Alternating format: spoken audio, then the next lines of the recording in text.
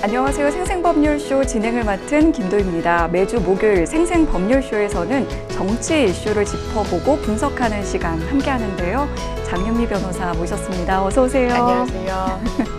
네, 22대 국회가 시작은 했는데 참 시작이 순조롭지가 않습니다. 그렇습니다. 어떤 국회도 막 계속 개원이 미뤄지고 실질적으로 원구성 협상도 막 더뎌지고 이랬다고는 하는데 이번 국회도 강도에 있어서는 예전 국회보다 더 심한 것 같고 이제 협치하지 않는 모습이요. 원구성은 어쨌든 민주당 주도로 빨리는 되고 있지만 이 간극이 전혀 안 좁혀지고 있는 것 같습니다. 네, 그래서 오늘 나눌 이야기가 참 많을 것 같습니다. 네, 지금 이 방송은 유튜브를 통해서도 실시간으로 함께 방송되고 있습니다. 많은 시청 부탁드리겠고요. 유튜브를 통한 소통의 창구도 활짝 열어두겠습니다. 방송 중에 궁금하신 질문들 올려주시면 저희가 답도 해드리니까요. 많은 참여 바랍니다. 여러분은 지금 생생법률쇼와 함께하고 계십니다.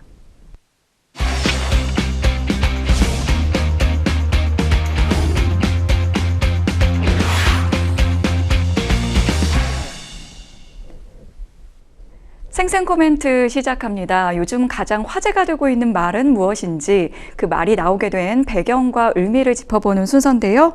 지금 가장 핫한 정치 분야 생생 코멘트 첫 번째 말부터 만나보시죠. 평균적인 법관이 판단하면 결과 바뀐다. 네, 이건 어떤 얘기일까요? 네, 쌍방울 대북 송금 의혹 등으로 징역형을 선고받은 이화영 전 경기도 부지사 측의 변호사죠. 김현철 변호사가 항소를 하면서 한 말인데요. 1심 재판부가 이 전 부지사에게 징역 9년 6월형을 선고를 했습니다.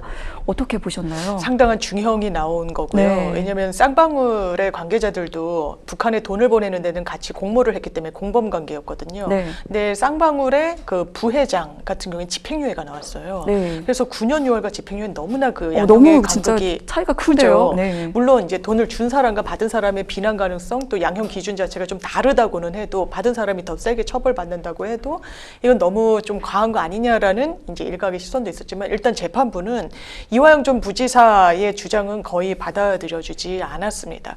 일단 큰 두 가지 축이 있었는데요. 개인적으로 본인이 공직에 있으면서도 쌍방울의 법인카드를 계속 받아 썼던 부분이 있어요. 네. 그 부분은 일단 개인 비위에 이제 머무는 거지만 언론에서 더 주목했던 건 대북 송금과 관련한 800만 달러의 이제 송금 내역이었습니다. 검찰의 공소 사실은 500만 달러는 스마트팜 지원 사업 명목으로 북한에 갔고 300만 불 같은 경우에는 대북, 이게 방북 비용으로 돈을 갔다. 그런데 재판부에서는 이 중에 이 200만 불, 그러니까 300만 불 전체는 아니고요. 230만 불이 방북에 대한 대가 성격으로 간 것이라고 결론을 내렸어요. 그러면서 9년 6개월형을 선고를 한 것인데 이 부분과 관련해서는 아무래도 이제 정치권에서 집중하는 건 이재명 대표가 알았느냐, 관여했느냐, 지시했느냐 이 여부일 텐데요. 재판부는 그런 사실관계에 대한 판단은 유보한다고 했습니다. 왜냐하면 본 공소 사실, 그러니까 이화영 전 부지사의 재판에는 이재명 대표가 알고 모르고 지시했고가 중요한 사실관계가 아닌 거예요. 북한에 돈을 보냈는데 외국한 거래 법에 따라서 국세청에 신고하고 이러는 내역을 지켰느냐 안 지켰느냐가 조금 방점이었거든요. 그렇지만 그 돈의 성격에 대해서는 판단을 내린 거예요. 이 돈의 성격은 경기도지사, 그러니까 그 당시에 이재명 대표가 이제 북한에 방문하는 대가 명목으로 그 돈이 건너갔다고는 보고 아주 그 판단하기 충분하다라는 취지로 이야기를 해서 이 부분과 관련해서 이재명 대표의 어떤 기소가 또 전격적으로 추가적으로 이루어지기도 했습니다. 그러니까 이제 지원 목적으로 이 돈을 대신 이제 대납한 맞습니다. 것이라고 지금 봤던 거고요. 예. 그런데 이제 양쪽에서는 이제 사실 이 그 증거를 좀 이렇게 다르게 봤다 이 그런 주장을 하고 있는데요. 이 전 부지사 측은 판결이 편파적인 증거를 취사 선택한 것이다라고 하면서 즉각 좀 항소를 제기했습니다. 아마 9년 6월이 나왔기 때문에 항소를 안 할 수는 없었을 것 같고요. 거의 전부 이제 뭐 유죄가 나왔습니다. 일부 금액에 대해서는 북한에 돈이 간 건 맞지만 이게 외국한 거래법 위반인지에 대해서는 좀 분별을 해가지고 금액이 줄기는 했는데 일단 항소의 뜻을 밝혔죠. 그러면서 증거 취사 선택, 재판부는 공판 과정에서 당연하지만 증거의 증명력에 대해서는 자체 판단을 하는 겁니다. 네. 그거 자체를 문제 삼을 수는 없는 거죠. 그러니까 어느 쪽이 네. 좀 더 신빙성이 맞습니다. 있다고 보는지는 이제 예. 그 법관의 의무 예. 영역이기 때문에. 다만 일단 이쪽에서 이야기하는 건 이화영 전 부지사 측에서 이야기하는 건 그렇다면 그 돈이 건너갔을 때 오로지 이재명 대표를 위해서 갔을 것인가? 이게 물음표가 쳐진다는 거예요. 왜냐하면 쌍방울이라는 회사가 기업이잖아요. 네. 230만 불 뭐 방북의 대가로 줬다라고 했을 때 이게 한 거의 25억 원입니다. 그러면 본인들과 관련해서 어느 정도의 대가 관계가 있어야 돼요. 제3자 뇌물로 이재명 대표를 처벌하기 위해서도 쌍방울의 현안이 있어야 돼요. 네. 뭔가 돈을 북한에 갖다 줘서 이재명 대표를 이롭게 할 현안이 있어야 되는데 그런 거는 다소 이제 좀 공백인 부분이 있고 또 하나는 기업은 수익을 내는 목표를 추구하잖아요. 네. 그 당시에 히토류를 북한으로부터 쌍방울이 단독으로 수입한다라고 해서 상당히 주가가 좀 오른 적이 있었습니다. 그러니까 주가 상승의 요인이 북한과의 사업을 재개했을 때 쌍방울 자체적으로도 좀 있었다는 거예요. 이제 그런 사실관계를 조금 판단을 누락했다는 것. 또 하나는 안부수라는 국정원의 어떻게 보면 요원은 아니고요. 네. 약간 그 끈아풀이라고 하나요? 약간 그런 역할을 했던 네, 사람이 있어요. 네. 북한에 워낙에 인맥이 두텁기 때문에 북한 동향 같은 걸 국정원에 보고해주고 이랬던 뭐 중간에 약간 민간요원 같은 연락책 사람이 같은, 있죠. 네. 예, 연락책 같은 사람이 있죠. 브로커 네. 역할을 했던 사람이 있는데 그 사람도 이 건과 관련해서 자기 재판을 받았어요. 아. 그 재판에서는요. 안부수 씨가 쌍방울과 대단히 유착을 했다. 왜냐하면 국정원에 본인이 북한을 접촉하고 이런 사실관계를 보고를 안 합니다. 그게 쌍방울의 이해관계를 위해 움직였기 때문이라고 그 재판에서 재판부가 판단을 내렸어요. 그러면서 쌍방울이 주가 조작까지 하려고 했다라는 뭐 이런 것들이 네. 사실관계로 인정이 됐거든요. 쌍방울의 김성태 회장은 과거에도 주가 조작으로 처벌받은 전력이 있습니다. 그렇다 보니까 아니 왜 판결이 안 맞느냐. 여기서는 이 이화영 전 부지사 1심 재판부는 이건 쌍방울의 주가 조작이 아니다. 이 이재명 대표의 어떤 방북 네. 대가다. 여기에서 끝쳤고 오히려 주가 조작으로 처벌받은 전력이 있기 때문에 또 기업인이 주가 조작을 했을 것처럼 보이질 않는다라고 판단했거든요. 근데 동일한 사실관계 안부수 판결에서는 좀 달리 판단이 내려진 부분이 있고 네. 또 하나는 국정원의 문건이 상당히 또 이제 네네. 국정원 문건 얘기가 계속 나오고 계속 있더라고요. 나오고 있는데요. 그 부분이 증거로는 제출이 됐더라고요. 그런데 그 부분과 관련해서 국정원 문건에는 안부수라는 사람이 이제 쌍방울이 이 안부수라는 사람을 통해서 북과 접촉을 하고 돈을 갖다 주면서 어떤 주가 조작을 하려고 했던 그런 여러 이슈 같은 걸 좀 만들어내려고 했다라는 그런 취지가 적혀 있는 거예요. 아, 그렇다면 쌍방울이 정말 이재명 대표를 위해서 북한에 돈을 갖다 준 건지 자기 기업을 위해서 준 것인지 이런 판단에 대해서 왜 제대로 판단을 안 했냐는 것이 이제 이화영 전 부지사 측 변호인들의 주장입니다. 네. 그리고 이제 어쨌든 이 이화영 전 부지사의 이 논란이 이재명 대표까지도 영향이 갈 수밖에 없는데 바로 어제 이재명 대표 역시 쌍방울 이 대북 송금과 관련해서 제3자 뇌물 혐의 등으로 이제 불구속 기소가 됐습니다. 이제 이게 윤석열 정부 들어서 5번째 기소고요. 지금 현재 이재명 대표가 재판을 지금 3개 지금 진행을 하고 있죠. 대장동 개발 비리 사건, 그리고 공직선거법 위반, 그리고 위증교사 의혹까지 지금 진행이 되고 있는데 이제 이 사건까지 이제 재판이 동시에 진행되는 게 4개로 맞습니다. 늘어났습니다. 그러니까 이재명 대표로서는 이 사법 리스크가 더 커졌다고 볼 수 있을 것 같은데요. 아무래도 그렇다고 봐야 될 것 같고요. 이화영 전 부지사가 만약에 전부 무죄를 받았으면 네. 좀 정치적으로 무게감이 가벼워지는 부분이 분명히 있었겠죠. 근데 그런 결과가 나오진 않았고요. 또 이 부분이 이재명 대표를 직격하고 완전히 법리적으로 맞닿아 있다고 보기는 좀 어렵지만 네. 그래도 검찰로서는 기소하는데 디딤돌을 하나를 받은 건 또 사실인 겁니다. 왜냐하면 북한에 대해서 방문하는 대가로 돈을 받았다고 했기 때문에 그 수혜자가 누구인가? 검찰 입장에선 당연히 이재명 대표이고 그렇다면 이재명 대표의 어떤 묵인이 없었을 것인가라는 게 물음표인 거고요. 다만 이재명 대표 측에서는 이게 2019년도에 북한으로 돈이 계속 갔는데 네. 그 당시에는 이재명 대표가 민주당의 차기 유력 대선 주자였어요. 이미. 네. 그래서 만약에 이 쌍방울이라는 건 김성태 회장이 이제 인수를 하게 됐고 김성태 회장이 조직폭력배 출신이라는 건 그냥 공지의 사실입니다. 그건 뭐 다 인정이 되는 사실인데 그런 사람이 운영하는 기업의 돈을 무리하게 끌어다가 북한에 줄 만큼 무리수를 뒀을 것이냐? 이 부분에 대해서는 아직 좀 해명이 안 된 부분도 있는 것 같아요. 그래서 한번 검찰이 영장을 청구했었잖아요. 그때 네네. 여러 건이 있었는데 그 중에 하나가 일단 그 네. 대북 송금 네. 내역이었습니다. 그때 그 영장실질 판사가 뭐라고 판단했냐면 이재명 대표의 주변인들이 부적절하게 네. 북한과 접촉하고 쌍방울을 뭐 이렇게 이용하고 같이 연결고리를 가져갔던 거는 인정할 수 있는데 이재명 대표가 관여했는지는 상당히 다툼의 여지가 있다라고 했어요. 네. 그 당시에 그러면서 또 영장이 기각됐었거든요. 네, 네. 그런데 지금 이화영 전 부지사의 판결을 봤을 때 일단 보고했다는 게 사실 직접적인 연결고리입니다. 이화영 네. 전 부지사의 진술로 그리고 나왔다는. 이제 전화기를 통해서 전화를 맞습니다. 나눴다 이런 예. 식으로 진술을 한 걸로 알려져 그렇죠. 있죠. 네. 보고를 했다라고 하고 그것이 인정된다면 이재명 대표는 빠져나가기 어렵지만 일단 이화영 전 부지사는 진술을 계속 바꿔요. 네, 일단. 네. 지금 계속 번복을 하고 그리고 있고. 쌍방울 회장의 김성태 회장의 증언 등을 보면은 네. 내가 이화영 전 부지사에게 계속 이 대표한테 그 당시에는 이재명 이제 지사인 거죠. 네. 지사에게 보고했냐? 이거 지사도 알고 있느냐라고 했을 때 안다라고 이제 안심을 시켜줬다는 거예요.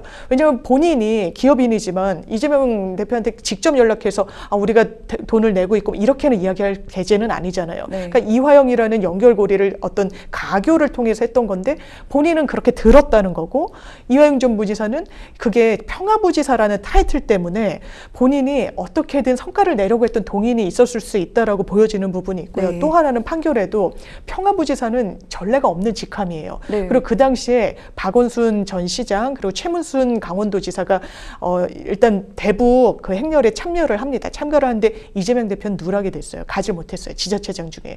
그러니까 평화부지사가 상당히 좀 조급했을 것으로 보인다는 취지의 또 설시가 이번 판결에도 있거든요. 네. 그럼 독단적으로 단독적으로 움직인 것인지 이게 규모나 어떤 사건의 볼륨을 봤을 때 이재명 대표가 모를 수가 없었던 사안일 것인지 이 부분에 대해서 항소심에서 상당히 또 쟁점이 될 수밖에 없어 보입니다. 네. 어쨌든 검찰의 이제 그러한 이제 반대쪽 의견들도 계속해서 이제 진행이 될 테니까 그 관련 그 향후 방향은 좀 지켜봐야 할 것 같습니다. 저희가 이어서 다음 생생 코멘트 만나보도록 하겠습니다. 국민권익위 여사권익이 됐다. 네, 이거는 어떤 사건을 이야기하는 건지 알 것 같은데요. 김건희 여사의 명품 가방 수수 사건을 국민권익위가 종결한 것에 대한 얘기로 보입니다. 네, 조국 대표의 말이었군요. 김건희 여사가 300만 원 상당의 명품 가방을 받은 것은 청탁금지법 위반이라면서 참여연대가 국민권익위에다 신고를 했었고 이제 6개월 정도가 지난 걸로 알려졌어요. 지금 이 시점이. 그런데 결국 위반 사항 없음으로 종결지었습니다. 그렇죠. 그래서 네. 이제 조국 대표 같은 경우에는 여사권익이다 이렇게 이야기를 한 거고요. 민주당 같은 경우에는 건희이다 이렇게 권익이 그 여사 이름을 따서 뭐 이렇게 논평을 내기도 했는데 네. 일단 6개월이라는 거는 들여다봐야 되는 이런 법정 시한은 넘긴 겁니다. 그렇다면 상당히 좀 충실하게 관계자 등을 조사를 한다거나 뭐 증거를 확보한다거나 이런 절차가 있었느냐? 그런 절차는 다소 좀 없었던 것 같아요. 물론 권익위는 강제 수사권을 발동하거나 할 수 있는 기관은 아닙니다. 행정조사를 이제 할 수 있는 기관이라서 그 범위에 대해서는 협조를 또 안 해주면 조사하는데 난항을 겪고 이랬던 부분이 분명히 조직의 어떤 한계로서 갖고 있는데 이 부분과 관련해서는 계속해서 6개월까지 이제 좀 끌었던 부분이 있고 그 당시에 총선이 하나의 좀 남아 있었기 네, 때문에 네. 총선에 악영향을 미칠까봐 정치적 중립성 의무 때문에 좀 연기했던 측면이 있거든요. 그런데 대통령 부부가 해외 순방 중일 때 중앙아시아 3국으로 이제 순방을 나가셨을 때 무혐의 없다, 문제 없다라고 했는데 이게 좀 부족하다는 이야기가 나오는 건 이제 권익위가 이야기하는 것처럼 이 공직자의 배우자가 건익위법 금품을 받으면 안 된다는 조항은 있어요. 네. 한 번에 100만 원 이상의 직무 관련 금품을 받으면 안 되거든요. 근데 다만 처벌 조항이 없는 건 처벌이나 맞습니다. 제재를 할 방법이 맞아요. 없다 이렇게 얘기를 하고 네, 있죠. 그래서 거기서 그러면 마치고 그러면 김건희 여사의 배우자, 공직자인 배우자인 윤석열 대통령이 인지하게 되면 어떻게 그 처벌 규정을 갖고 있느냐. 이 청탁금지법에 보면은 윤석열 대통령이 만약에 인지를 했는데 그걸 신고를 기관장에게 하지 않으면 그건 형사처벌 받아요. 3년 이하의 징역형에 처해지거든요. 그러니까 이제 알고 있었느냐, 그렇죠. 그리고 이제 그 받은 것이 이 공직자와 직무 관련성이 맞습니다. 연결이 있느냐 이런 것들을 다 검토를 했었어야 되는데 네. 그 부분은 사실 판단을 아예 하지 않은 처음에는요. 네. 처음에 브리핑했을 때는 여러 어떤 그 판단의 근거가 된 사실관계에 대해서는 이야기를 하지 않고 네. 그냥 이렇게 의견이 모아졌다라고만 했는데 이게 논란이 되고 내부 이게 전원회의체에서 결론을 내렸다 보니까 취재가 막 들어간 거예요. 그러니까 네. 한 표 차이로 갈랐다는 거예요.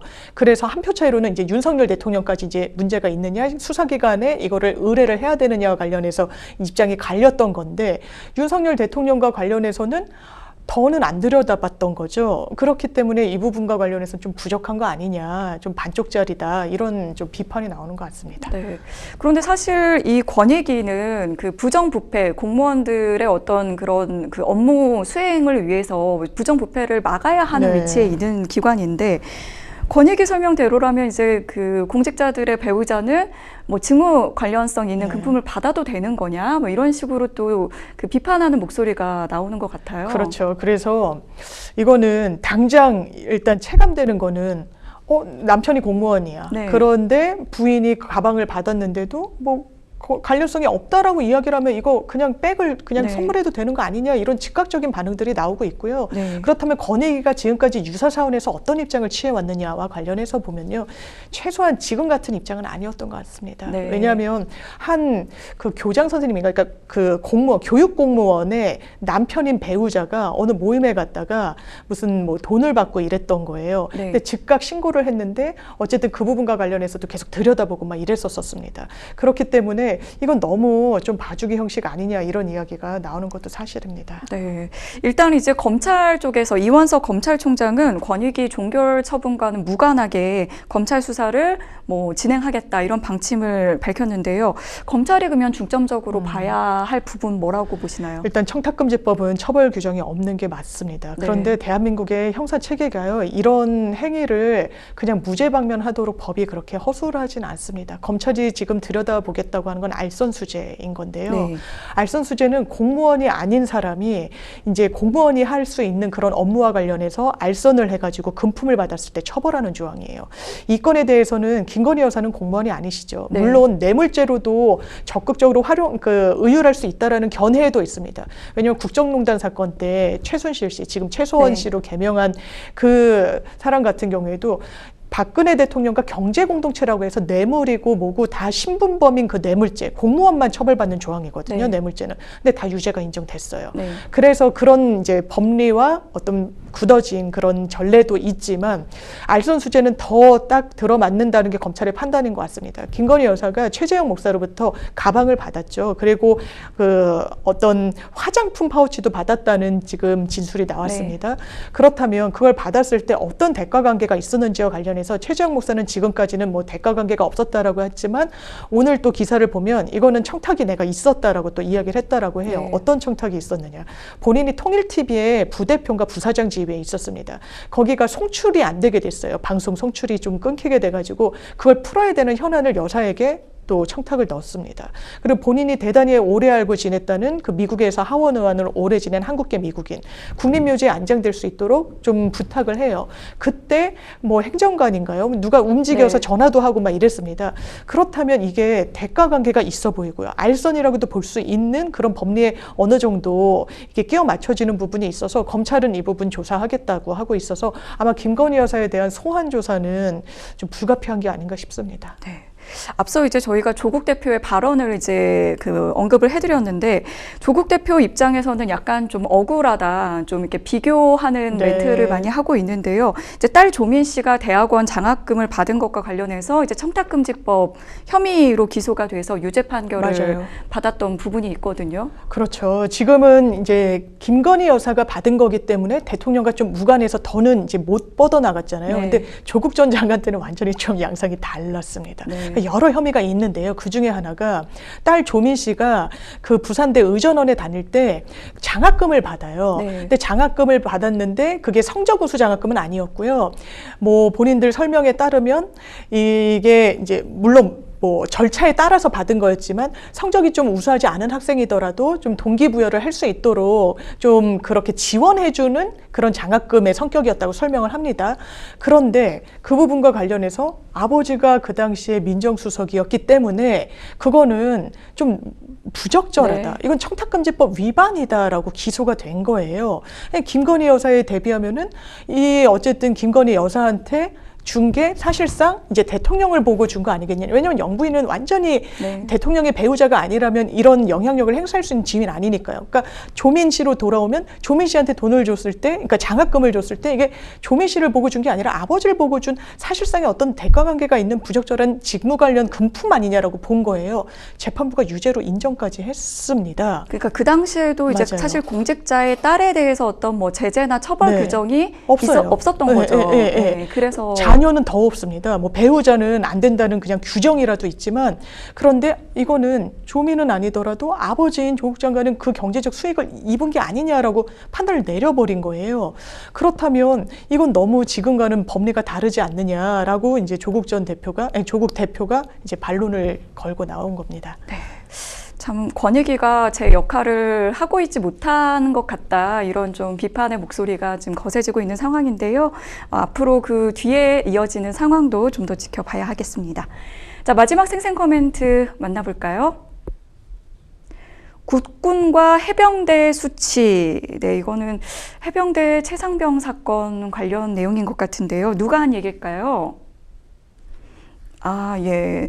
유승민 전 의원이 해병대 최상병 순직 사건 피의자인 임성근 전 해병대 1사단장이 제출한 탄원서에서 이 부하에게 책임을 돌리는 내용을 두고 국군과 해병대의 수치이자 망발이라고 굉장히 강한 논조로 비판을 했습니다. 그렇죠. 유승민 전 의원 같은 경우에는 국방위원장도 했었을 거예요. 아마 네. 제가 그렇게 기억이 나고, 그 부분과 관련해서도 상당히 질타가 있는데, 임성근 전 사단장이 완전히 여기에 핵심 인물입니다. 네. 그리고 본인의 주장은 일단 내가 지시하지 않았다라는 것이지만, 네. 지금 이제 좀 무리하게 수색에 내걸라는 걸 자체적으로 현장에서는 좀 안 된다는 취지의 보고가 계속 올라갔다는 게 그쪽 진술 내용이고요. 네. 본인이 마치 본인은 아무런 혐의가 없는 것처럼 탄원서를 낸 거예요. 본인의 부하 직원들도 지금 조사를 받고 있으니까요. 그러니까 내용은 이런 겁니다. 네. 포 11대대장과 포 7대대장 등에게 이 처벌을 내리지 말아달라는 취지인데요. 네. 일단 군인이라는 직종은 모든 공무원 직종 중에서 정말 국가가 위중하거나 하면 목숨도 내놔야 되는 게 의무인, 굉장히 신성한 이제 업무를 수행하는 직군인 거죠. 이제 그런 이야기를 하면서 이 사람들이 바로 그런 업무를 하는 사람들이다, 선처를 해주셨으면 좋겠다. 근데 한 발짝 더 들어가서 탄원서 내용을 보면요.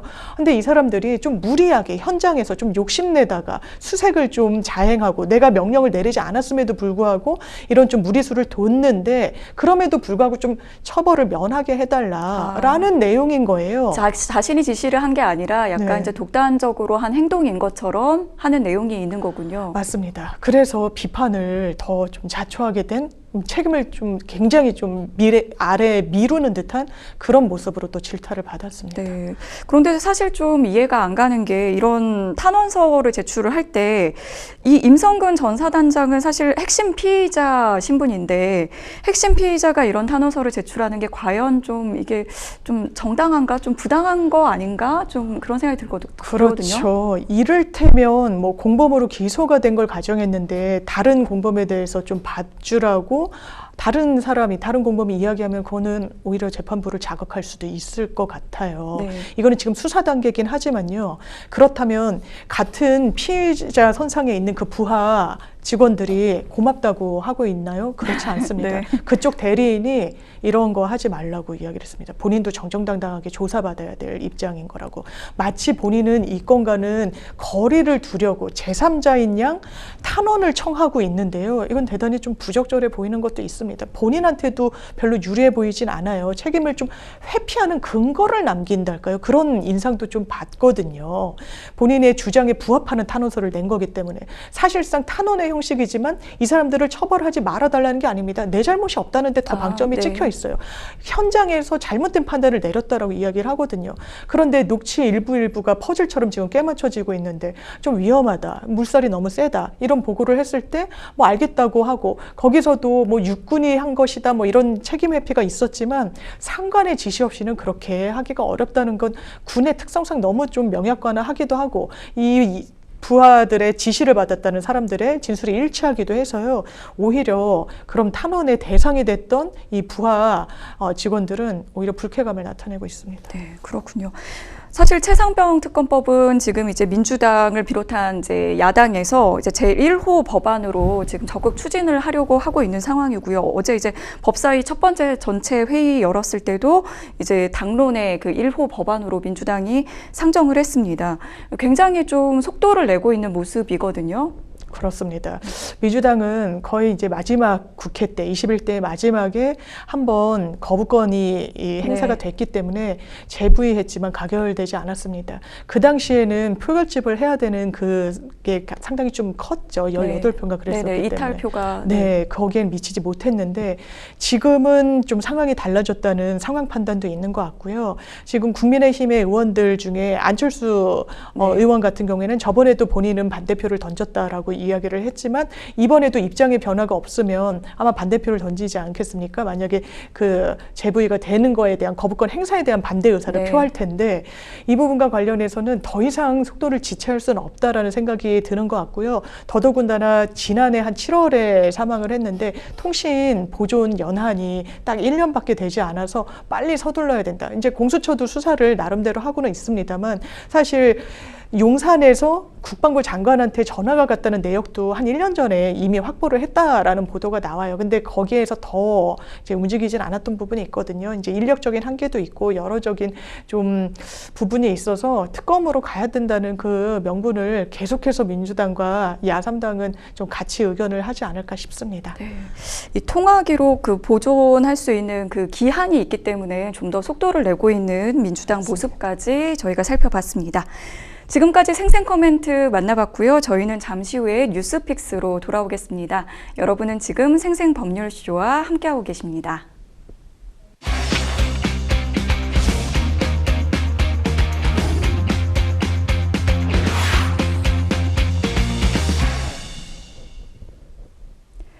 분야별 가장 핫한 소식을 집중 분석해보는 시간 뉴스픽스 시작합니다. 매주 목요일에는 정치 분야 주요 이슈들 살펴보고 있는데요. 오늘 만나볼 첫 번째 주제는 타협 없는 22대 국회 시작부터 난항입니다. 네, 22대 국회 결국 반쪽짜리 국회로 시작이 됐습니다. 여야의 강대강 대치가 계속 이어지고 있고요. 오늘도 사실 국회 본회의 소집이 무산되면서 남은 7곳의 상임위원장 선출도 사실상 다음 주로 넘어가게 된 상황입니다. 22대 국회 상황 함께 짚어보도록 하겠습니다. 사실 새로운 국회가 개원할 때마다 원구성이 힘들다 이런 얘기는 계속해서 이어져 왔는데 원래 이렇게 다들 진통을 겪는 거죠. 그 통계를 봤더니 그렇더라고요. 그러니까 21대 국회에도 일단 상반기 원구성 하는데 47일이 걸렸다고 하더라고요. 네, 47일. 예, 그러니까 한 달 훨씬 이제 훌쩍 넘은 거고요. 13대 국회 이후부터 원구성 하는데 며칠이나 소요됐냐를 한번 집계를 내봤더니 41.7일이었다는 겁니다. 그만큼 원구성과 관련한 신경전도 상당할 수밖에 없는 건데 이번 국회에서도 일단 민주당은 어쨌든 협상에 나오라고 국민의힘을 좀 압박하고 있고 국민의힘이 사실상 1안, 2안, 3안 이렇게 좀 대안을 갖고 협상에 나설 수도 있을 것 같은데 지금 어떤 카드도 내놓고 있지는 않거든요. 그래서 보수 언론에서도 전투력이 없다. 여기 전투력이 전략과 투지력 그리고 어떤 역할조차 없다. 이렇게 비판 쪽의 기사도 나오고 있는 그런 상황이거든요. 그러니까 뭔가 수적으로도 밀리지만 이게 전략에서도 다소 좀 밀리고 있는 게 아닌가 이런 생각이 좀 들고는 있습니다. 네. 그런데 이번에 22대 국회에서 또 많이 나오고 있는 기사가 헌정사상 처음이다 이런 기사들이 많이 나오고 있습니다. 그런데 이게 헌정사상 최초라는 게 약간 불명예스러운 느낌이 좀 많은 것 같아요.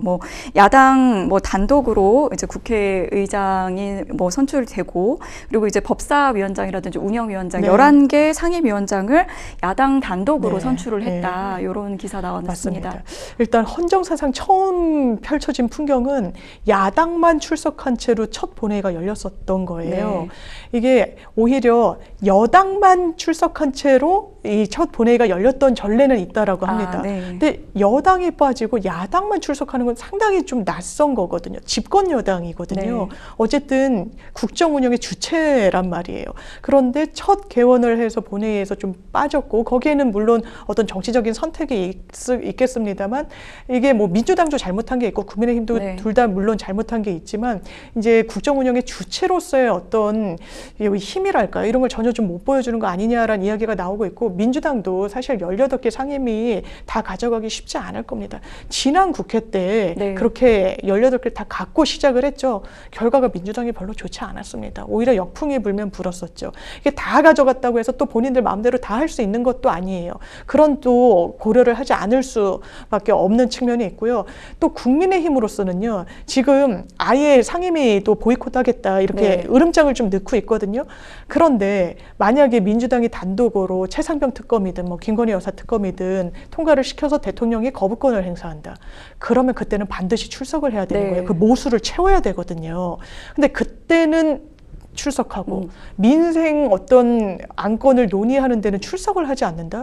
이거 대단히 좀 역풍을 맞을 수 있는 거예요. 또 대통령이 국무총리 제외하고 국무총리는 또 국회 인준이 필요하다 보니까 내각부터 지금 교체를 하겠다는 이야기가 한 얼마 전부터 계속 나옵니다. 그럼 인사청문회 해야 되잖아요. 네, 인사청문회에도 협조가 반드시 필요한데. 그러니까요. 본인들은 인사청문회는 안 나올 수 있나요? 그러기는 어렵단 말이에요. 그렇다면 이러지도 저러지도 못할 건데 과연 전략이란 게 있나? 이런 의문이 약간 드는 부분이 있죠. 양당공이 잘못하고 있는 와중에 또 이런 힘겨루기가 계속되는 것 같습니다. 네, 사실 그 국민의힘이 법사위원장만큼은 우리한테 넘겨주면 이제 운영위원장이라든지 과방위원장 이런 것들은 민주당이 맞는 협상안을 제시한 바가 있습니다. 그런데 그 당시에 이제 민주당이 거부를 했는데요. 말씀해주신 것처럼 좀 협상 전략에 있어서 조금 전략이 좀 부재했다고 봐야 하는 건지 아니면 좀 어쩔 수 없는 그런 좀 상황이 있었다고 봐야 할지 좀 어떻게 왜냐하면 보시나요? 협상을 할 때는 네. 기본적으로 이게 대외적으로 내세우는 안이 있다고 하더라도 안으로는 좀 받을 수 있는 그런 부분이 있잖아요. 이를테면 민주당에서도요. 법사위 운영이 반드시 우리가 가져야 된다. 처음부터 누차 이야기할 때 민주당 내에서도 비판 여론이 많았어요. 네. 우상호 전 의원 같은 경우에도 운영이 그렇게 중요하진 않다. 네. 물론 대통령실 뭐 운영이나 이런 부분에 대해서 점검하는 게 야당의 몫이긴 해도 거기에 그렇게 뭐 애를 쓸 필요는 없다. 그건 주고받을 수도 있다라는 의견도 분명히 있단 말이에요. 그러면 국민의힘이 그런 기류가 민주당 내에서도 있는 걸 알면 뭐 운영이라도 가져오고 법사위는 아마 민주당이 절대로 놓치지 않았을 겁니다. 네. 그거는 거의 상수예요. 그렇다면 그걸 어떻게 하겠습니까? 왜냐하면 국회법에 따르면요. 협의가 안 되면 그냥 표결에 붙이면 되는 거예요. 상임위원장 11 벌써 처리를 했잖아요. 네, 네. 그럼 국민의힘은 대안이 없단 말이에요. 그럼 어떻게든 민주당 내에도 비판 기류가 있기 때문에 그걸 지렛대로 본인들이 유리한 걸 운영이라도 가져올 수도 있었을 거라고 생각하는데 그런 시도는 안 했거든요. 그리고 국회의장이 어쨌든 양당 대표들, 원내대표들 모여서 한번 합의를 해보자 하는데 그 자리에도 안 나왔단 말이에요. 그렇다면 협의고 협상이고 안 하는 동안 그러면 그 국면이 유리하게 흘러갔느냐? 유리하진 않아요. 민주당은 대단히 좀 어떻게 보면 좀 얄미울 정도로 전략적으로 나오는 거예요. 18개 상임위 다 하면 국민들이 이건 좋지 않게 바라보실 수 있거든요. 그러니까 딱 의석수 배분대로 11개부터 이게 딱 3분의 2거든요. 네. 그러니까 그건 한 거예요. 근데 그래도 7개도 안 받을 거야? 그러면 할 수 없지. 이런 명분을 스스로 쌓아갔단 말이에요. 이 방향성이야 잘못됐고 결과적으로야 18개 상임위를 독식하지만 어쨌든 그 명분을 만드는 과정이 있었기 때문에 국민의힘으로서는 이제는 내부에서도 국민의힘 내부에서도 아니 우리 로텐더홀에 있어야 되는 거냐 아니면 뭐 의원회관에 있어야 되는 거냐. 그리고 오늘 중앙일보 기사를 보더라도 그 뭐 국회의장을 좀 뭐 못 나오게 그 방에 앞에서 이렇게 순번 같은 걸 정해서 하는데 기자들한테 당신들이 좀 지켜라고 하고 네. 뭐 이제 잡담을 나눴다 뭐 이런 기사예요. 네. 그러니까 대단히 가볍게 접근한다는 거죠. 이 상황을.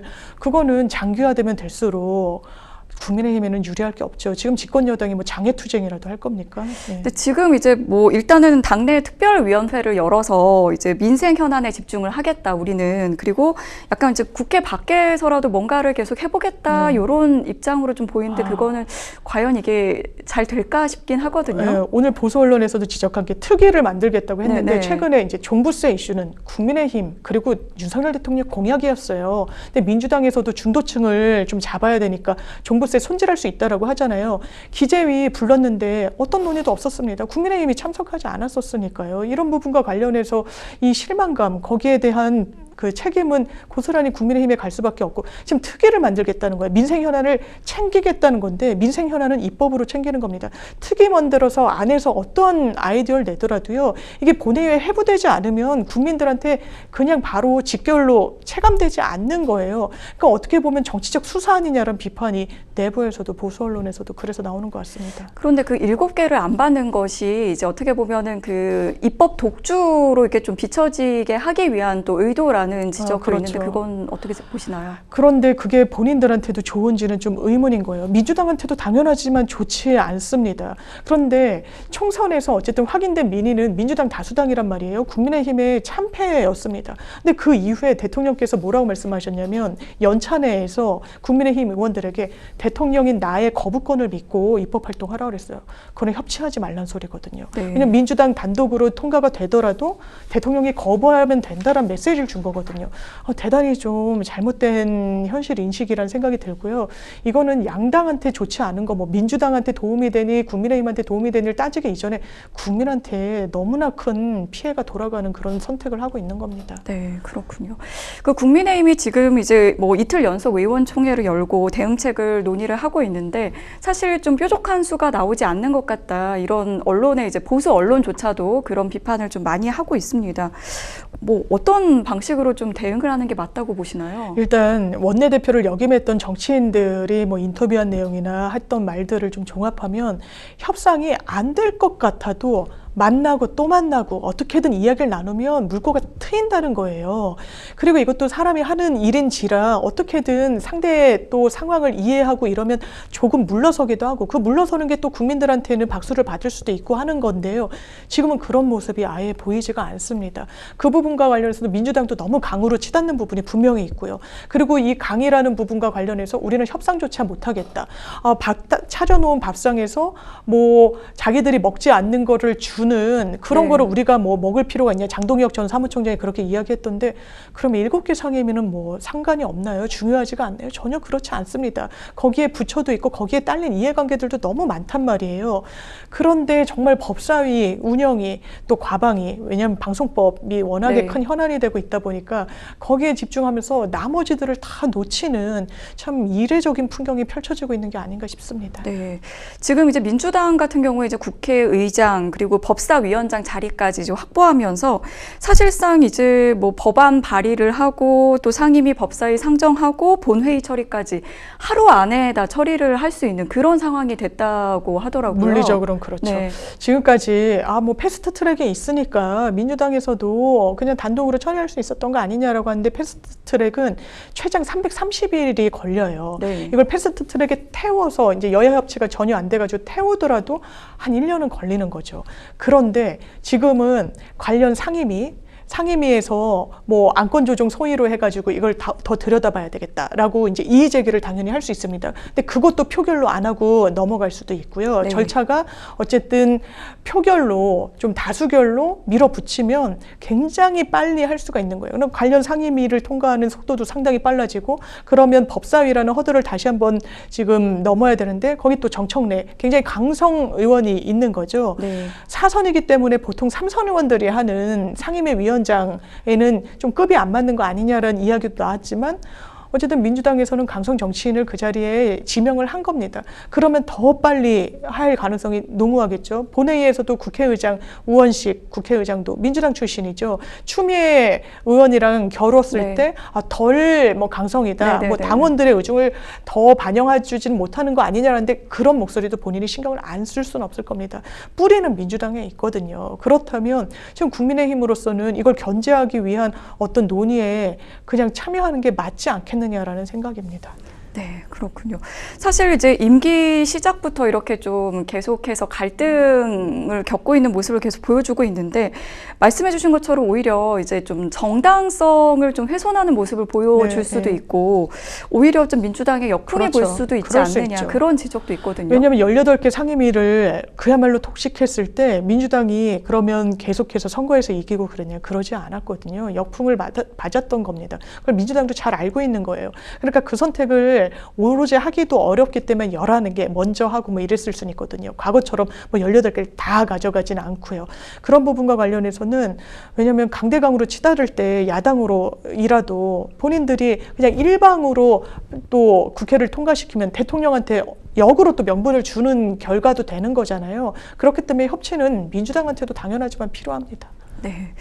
이런 가운데 좀 그 재미있는 제안이 하나 있었는데 개혁신당의 천하람 원내대표가 박찬대 민주당 원내대표에게 최상병 특검 수용 조건으로 국민의힘의 법사위원장 자리를 좀 돌려주는 걸 검토해보자 이런 제안을 했어요. 그랬더라고요. 네, 이거는 좀 뭐 가능성이 있다고 보시나요? 아마 이제 박찬대 원내대표도 네. 예우 차원인 것 같은데 굉장히 좀 신박한 아이디어고 우리가 검토해볼 수 있다라고 하지만 민주당은 법사위원장과 관련해서는 검토할 여지가 네, 없을 아까도 겁니다. 상수라고 얘기하셨는데 예. 이것만큼은 아마 절대 이게 왜냐하면 법사위원장을 뭐 여당이 갖는 관례가 있었든 야당이 갖는 관례가 있었든 그걸 다 차치하고 지금 법사위원장이 상원처럼 돼 있기 때문에 그것을 거기서 지체가 되면은 민주당이 뭐 약속하고 국민들께 이제 약속드렸던 여러 정책들은 거의 못하게 되거든요. 그러니까 그 선택은 할 수가 없는 거라서 천하람 대표는 뭐 나름대로는 중재안을 낸 것 같지만 수용 가능성은 저는 개인적으로 제로라고 생각합니다. 네, 그렇군요. 네, 대화와 협치가 실종된 것 같은 지금 22대 국회 시작부터 굉장히 난항이고 이런 협치가 좀 실종 수준에 이르렀다 그런 내용을 좀 전해드리고 있습니다. 저희는 계속해서 뉴스픽스 두 번째 주제로 넘어가 보겠습니다. 뉴스픽스 두 번째 주제는 당헌 당규 개정 몸살 앓는 여야입니다. 네, 민주당의 당헌 당규 개정안을 두고 논란이 좀 계속되고 있는데요. 이게 이제 특정 개인 그 이재명 대표 맞춤형이 아니냐 이런 비판이 좀 가장 큰 것 같아요. 그렇죠. 왜냐하면 일단 당대표는 대선에 출마하기 위해서는 대선 1년 전엔 당대표직에서 내려와야 됩니다. 네, 기존에 그렇게 그렇죠. 규정이 있었죠. 맞아요. 그런데 일단 새로 개정한 걸 보면은 뭐 대통령의 거리나 이런 상당한 이유가 있을 때는 그렇지 않아도 된다라고 하는 거예요. 예외를 둔 거예요. 근데 저는 이제 여러 당헌당규 개정안이 있었는데 이 부분에 대해서는 그래도 고개가 끄덕거려지는 부분은 있어요. 손질한 게. 이게 꼭 이재명 대표 때문, 물론 그런 오해를 자초했다는 건 저도 인정이 되는데요. 네. 그냥 본인이 유력한 대선 주자고 본인이 당대표도 지금 연임하려고 하는데 그러면 끝까지 뭐 대통령 선거 임박해서까지 본인이 당대표직을 유지하려고 하는 거야? 뭐 이렇게 보이는데 일단 원칙은 그렇지 않게 당헌당규가 설계가 돼 있고요. 이게 그러면 국민의힘에 어떻게 돼 있는지를 보면요. 이걸 브리핑할 때 민주당에서도 설명을 했는데 국민의힘에 이런 제도를 좀 차용했다는 거예요. 국민의힘은 1년 6개월 전인가 1년 6개월로 돼 있더라고요. 내려오게 돼 네, 있는데 다만 여러 비상 상황일 때는 그렇지 않도록 예외 왜냐하면 조항이 원래 있었고 우리 과거에 박근혜 전 대통령이 탄핵될지 이를테면 누가 알았겠습니까? 정치적인 어떤 상황 속에서 급작스럽게 이뤄진 부분이 있는데 그러면 대선이 상당히 앞당겨서 되는데 당대표는 1년도 남지 않은 상황이다. 그럼 1년 전에 본인이 직을 내려놓지 않았으니까 이건 안 되는 거네? 이런 해석이 나올 수도 있는 거거든요. 그래서 미리 점검하는 거는 저는 이거는 이재명 대표라는 어떤 그 상수를 그냥 제거하고 당연히 손질해야 되는 거라는 입장인데 다만 원내대표를 뽑는다거나 아니면 뭐 국회의장을 뽑는데 당원의 20% 참여권을 보장해 주는 건 좀 어색하다고 생각합니다. 네, 원내대표까지는 그럴 수 있다고 치더라도 국회의장 같은 경우에는 그렇죠. 국민을 대표하는 부분도 맞습니다. 있는데 이 당원 20%를 반영한다는 것이 과연 맞느냐 이런 좀 지적이 많은 것 같습니다. 그렇죠. 당원이라는 게 오늘도 유인태 전 사무총장이 나와서 그런 얘기를 하는데 당원 투표로 책임을 당원한테 전가해가지고 제도를 바꿨을 때 이게 민주주의에 기여하거나 좋은 방향으로 간 전례를 못 봤다는 거예요. 이를테면 민주당의 귀책으로 보궐선거를 치르게 되면 후보를 안 내게 돼 있었습니다. 그런 당원당규가 있었어요. 네. 근데 이제 박원순 전 시장과 오거돈 전 부산시장 민주당의 귀책이라고 보여지죠. 그럼 후보를 안 냈어야 되는데 당원당규를 그때 바꿨어요. 당원 투표를 통해 가지고 정당성을 더 확보하겠다는 건데 그때 완전히 참패했습니다. 네. 국민 눈높이에 안 맞았던 거예요. 그러니까 당원보다 중요한 건 국민이다. 당비라는 비리라는 것도 있지만 우리가 국민 세금을 더 많이 받는다. 이런 이야기를 하면서 국민 눈높이에 맞는 이 부분이 당원당규 개정이냐, 이 부분에 대해서 물음표가 많다는 의견이 많죠. 그리고 이번에 또 이제 좀 비판을 많이 받는 게 이제 도덕성과 관련한 그런 규정들, 뭐 비리라든지 이런 관련해서 기소를 받으면 당직을 내려놔야 하는 이런 규정들을 좀 폐지한 부분, 네. 이 부분도 좀 지적을 많이 받는 것 같습니다. 그렇죠. 네. 왜냐하면 이제 부패 범죄로 기소가 되면은 이제 당직에서 내려와야 네. 된다는 취지였는데 지금 민주당에서는 그런 문제 의식은 있는 것 같아요. 그렇다면 뭐 뇌물죄든 뭐든 여러 범죄로 이제 기소라는 건 이제 검찰의 의견인 거니까. 그러니까 끝까지 재판 가서 네. 확정이 된 게 아니고 네네. 기소만으로 내려놓는 것은 네. 좀 또 문제가 있다고 네. 본 거. 그런데 저는 그 당원당규를 만들 때는 사실 기소, 뭐 검찰이 뭐 아주 정치적으로 수사한다라는 인식이 깔려 있다고 하더라도 좀 부적절하고 국민 눈높이에 맞지 않기 때문에 당직에서 내려와야 된다는 그런 취지가 있었던 건데 마치 이재명 대표가 지금 4건의 재판을 뭐 받고 네. 기소가 됐을 때 그거를 또 연결고리로 해서 당대표에서 내려와야 된다라는 또 반작용이 있을 수 있으니까 사전 작업을 하는 거 아니냐, 이런 오해를 당연하지만 받을 수가 있죠. 그래서 민주당에서도 쓴소리가 좀 나오는 것 같습니다. 네. 이번에는 좀 국민의힘으로 한번 가보겠습니다. 국민의힘 당원 당규 개정 특위가 단일 지도 체제, 그러니까 원톱 체제를 유지하는 방안을 의결을 했는데요. 뭐 사실 뭐 그 부대표를 두거나 2인 체제로 간다거나 아니면 뭐 3인 이상 집단 네. 지도 체제로 간다거나 이런 얘기 나왔는데 결국에는 그냥 원톱으로 좀 유지를 하겠다, 이렇게 결론을 냈어요. 맞습니다. 과거에도 국민의힘에서 집단 제조 체제로 이 지도부를 운영했던 적이 있어요. 이제 김무성, 서청원 그런 아주 중진 의원들이 같은 지도부에 몸담았을 텐데 거의 매일같이 싸웠습니다. 엄청 날새게 그 공개된 장소에서요. 네. 그렇기 때문에 뭐 나경원 의원도 이거 완전히 봉숭아 학당 되는 거다, 이런 네. 이야기를 했었단 말이에요.